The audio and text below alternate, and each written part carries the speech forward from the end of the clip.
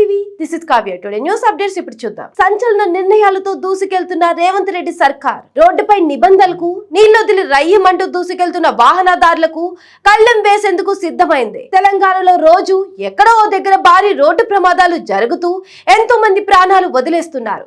ఈ ప్రమాదాలకు కారణం అతి వేగమో నిర్లక్ష్యమో నిబంధనలు పాటించకపోవటమో కారణం ఏదైనా ఎంతో మంది ప్రాణాలు కోల్పోతున్నారు. ఇలాంటి ప్రమాదాలను అరికట్టేందుకు రేవంత్ రెడ్డి ప్రభుత్వం సంచలన నిర్ణయానికి సిద్ధమైనట్టు తెలుస్తోంది. ఇప్పటికే ట్రాఫిక్ నిబంధనల పట్ల తెలంగాణ పోలీసులు కఠినంగా వ్యవహరిస్తున్న విషయం తెలిసిందే. నిబంధనలు ఉల్లంఘించిన వారికి భారీగా జరిమానాలు వేయటమే కాకుండా తరచూ పట్టుబడే వారికి జైలు శిక్షతో పాటు లైసెన్సులు కూడా రద్దు చేసేలా కఠిన చర్యలు అమలు చేస్తున్నారు. అయితే కేంద్ర ప్రభుత్వం తీసుకొచ్చిన కొత్త చట్టాలతో పాటు నూతన రహదారి నిబంధనలు కూడా అమల్లోకి వచ్చాయి.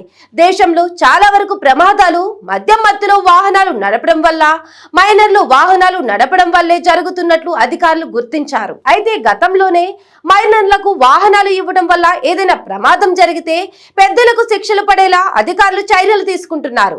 కాగా ఇప్పుడు మైనర్లు వాహనం నడుపుతూ పట్టుబడితే ఏకంగా 25,000 రూపాయల జరిమానాతో పాటు 25 ఏళ్ల వయసు వచ్చే వరకు లైసెన్స్ పొందకుండా ఆంక్షలు విధించనున్నారు. అతివేగంగా నిర్లక్ష్యంగా పరిమితికి మించిన ప్రయాణికులతో వాహనం నడిపినా, ద్విచక్ర వాహనదారులు హెల్మెట్ ధరించకపోయినా 2,000 వరకు జరిమానా విధించనున్నట్లు తెలుస్తోంది. ఈ క్రమంలోనే తెలంగాణలోను ట్రాఫిక్ నిబంధనలకు రేవంత్ రెడ్డి సర్కార్ మరింత కఠినంతరం చేయాలని యోచిస్తున్నట్లు తెలుస్తోంది.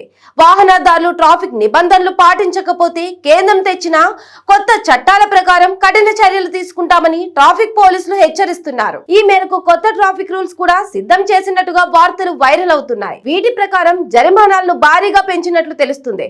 ప్రస్తుతం ఉన్న జరిమానాలకు ఏకంగా 5 రెట్లకు పైగానే వసూలు చేయనున్నట్లు వార్తలు వైరల్ అవుతున్నాయి. ఇప్పటికే సోషల్ మీడియాలో ఈ జరిమానాల పట్టికలు కూడా చక్కర్లు కొడుతున్నాయి. ఈ లిస్ట్ చూస్తుంటే ప్రిన్స్ మహేష్ బాబు నటించిన భరత్ అనే నేను సినిమాలో సీన్ తెలంగాణలోనూ రిపీట్ అవ్వబోతుందా అనిపిస్తుంది. మరి ఈ లిస్ట్ ఎంతవరకు నిజం అనేది ఇంకా తెలియాల్సి ఉంది.